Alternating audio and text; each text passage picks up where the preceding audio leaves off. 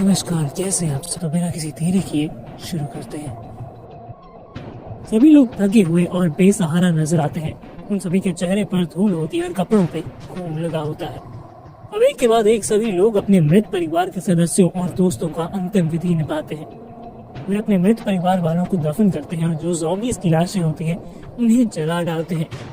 Andrea Amy की लाश को दफन करने से मना करती है और उसकी लाश को गोद में रखकर बार बार माफी मांगती है कि उसने एमी को कभी ज्यादा वक्त नहीं दिया।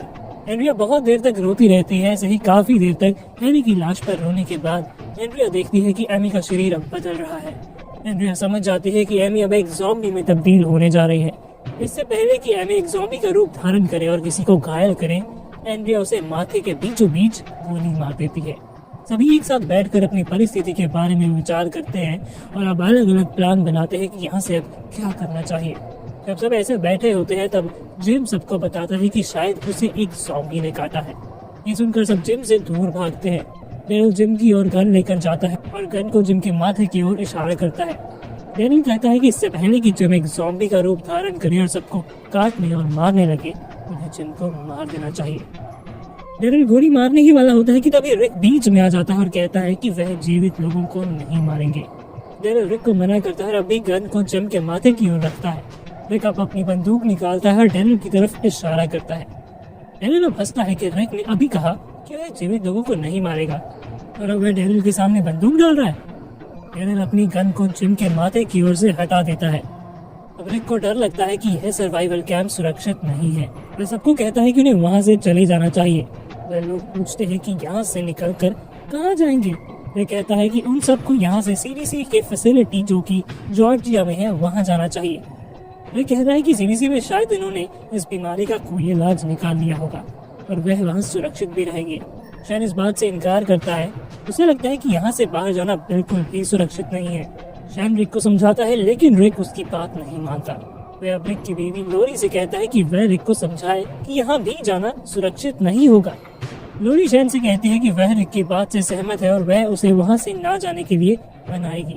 हालांकि शैन रिक का दोस्त था पर उसकी पत्नी के साथ संबंध बनने के बाद शैन से लोरी के बिना रहा नहीं जा रहा था। इसीलिए वो अब भी रिक पे काफी गुस्सा होता है क्योंकि उसकी वजह से शैन को लोरी से दूर जाना पड़ेगा। शैन को रिक को किसी भी हाल में रोकना होता है और लोरी का गुस्सा भी रिक पे निकालने के प्रयास में वह रिक के ऊपर पीछे से बंदूक तान देता है। शैन रिक को गोली मारने ही वाला होता है कि तभी अचानक वह देखता है कि उसे डेव ने देख लिया। वह अपनी गन नीचे रख देता है और बोलता है ये तो बस मजाक था। अगली सुबह सब अपना सामान बांधते हैं। रिक ये बात की जांच करता है कि सभी ने बराबर कपड़े, खाना, दवाइयाँ और जरूरी हथियार लिए हों।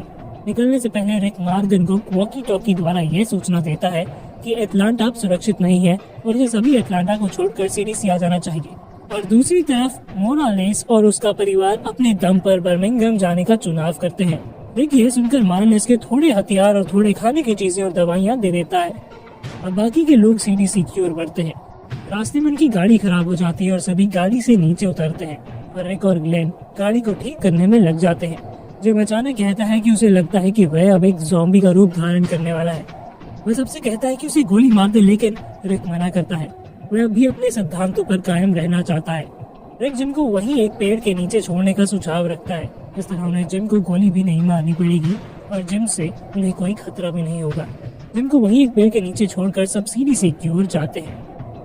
दूसरी ओर सीडीसी में एक अकेला साइंटिस्ट जिसका नाम एडविन जेनर होता है, वह उस वाइल्ड फायर के पेंडेमिक का एक टिश्यू रखा होता है। एडविन उस टिश्यू पर जांच कर रहा होता है। वह उस टिश्यू पर बहुत सारे टेस्ट करता है। उनमें से एक टेस्ट के बाद उसका जो बहुत ही खास बायोहैजर्ड सूट होता है वह फट जाता है।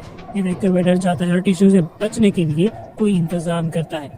इसमें बाकी के जितने भी सैंपल और टिश्यू होते हैं वह नष्ट हो जाते हैं। अब एडविन को आगे बढ़ने के लिए कोई रास्ता नजर नहीं आता। वह मान लेता है कि उसे जिंदा रहकर कुछ नहीं मिलने वाला। वह आत्महत्या करने की सोचता है। इससे पहले कि वह आत्महत्या करे वह तभी अपने लैब के मॉनिटर पे देखता है कि बाहर दरवाजे पे रिक और उसकी टीम खड़ी है। वह बहुत अचंभित हो जाता है। फिर बाहर देखता है कि दरवाजे के बिल्कुल ऊपर 2 सीसीटीवी होते हैं। रिक समझ जाता है कि कोई उसे देख रहा है। रिक कैमरा में देखकर बोलता है कि जो भी दरवाजे के पीछे है उन्हें रिक और उसके ग्रुप को अंदर आने देना चाहिए क्योंकि पीछे एक ज़ॉम्बीज़ का झुंड आ रहा है। एडविन इस बात पर गौर करता है और अंत में दरवाजे खोलकर और उसके ग्रुप को अंदर आने देता है।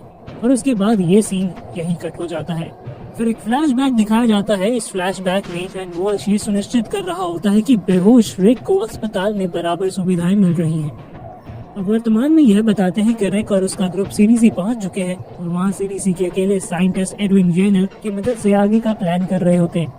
एडविन उन सबसे कहता है कि उसे उन सब का खून लेकर उनका टेस्ट करना पड़ेगा ताकि यह पता चले कि उनमें से ज़ॉम्बी द्वारा कोई संक्रमित न हुआ हो। एडविन सबके खून का सैंपल लेता है और ये सुनिश्चित करता है कि उसमें से कोई भी संक्रमित नहीं है। वह सब सीडीसी के फैसिलिटी का भरपूर इस्तेमाल करते हैं, आराम और चैन से कई दिन गुजारते हैं। एडविन रिक से कहता है कि यह पूरी फैसिलिटी अपने आप बिजली इस्तेमाल करती है और यहाँ पर खाना, पानी और शराब भी है। एडविन सबसे कहता है कि इस पूरी फैसिलिटी में वह अकेला जीवित है क्योंकि उसके सभी सहभागी वहाँ से तो भाग गए होते हैं या तो आत्महत्या कर चुके होते हैं। एक शाम शैन काफी शराब पीता है और नशे में दूत लॉरी के पास जाता है। वह लॉरी से कहता है कि उसने शैन के प्यार को ठुकराकर गलती की। शैन लॉरी से जोर जबरदस्ती करने लगता है और उसका करने का प्रयास करता है। लॉरी चीखती है और अपने नाखूनों से शैन के गले को नोचती है। शैन लॉरी को छोड़ देता है और लॉरी वहाँ से भाग जाती है। फिर इसके बाद एडविन रिक को उसके ग्रुप को अपनी सीडीसी की लैब में बुलाता है। वहाँ वह रिक को कहता है कि इतने दिनों तक वह टेस्ट सब्जेक्ट 19 पर टेस्ट कर रहा होता है। वह कहता है कि टेस्ट सब्जेक्ट 19 असल में उसकी बीवी ही होती है। एडविन की बीवी को एक ज़ॉम्बी ने काट लिया था और वह संक्रमित हो गई थी।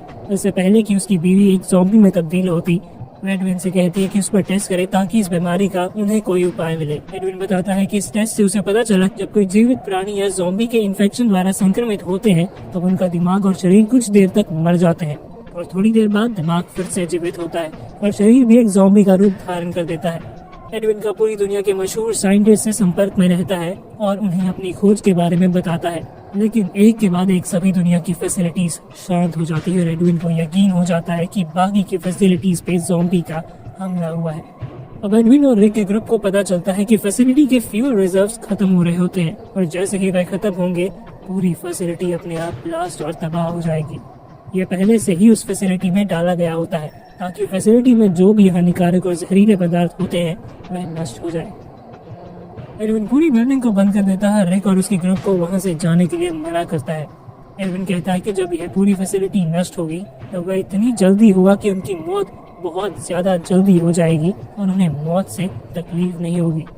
रिक का समूह व्यर्थ में जेनर को दरवाजे खोलने की कोशिश करता है और रिक अंततः उन्हें आश्वस्त करता है कि उन्हें मरने के लिए मजबूर होने के बजाय कम से कम महामारी को दूर करने की कोशिश करने की अनुमति दी जाए। रिक के ग्रुप के 2 सदस्य जैकी और एंड्रिया वहां से जाने के लिए मना कर देते हैं। डेल भी एंड्रिया को वहां छोड़कर जाने के लिए मना कर देता है। जब रिक वहां से निकलता है तब एडविन उसके कान में कुछ बोलता है। सब वहां से निकलते हैं और तभी एंड्रिया अपना मन बदल देती है और डेल के साथ वहां से भाग निकलती है। जीवित सदस्य अपने वाहनों पर लौट आते हैं और सीडीसी की तबाही से दूर चले जाते हैं। इसके साथ एपिसोड खत्म होता है।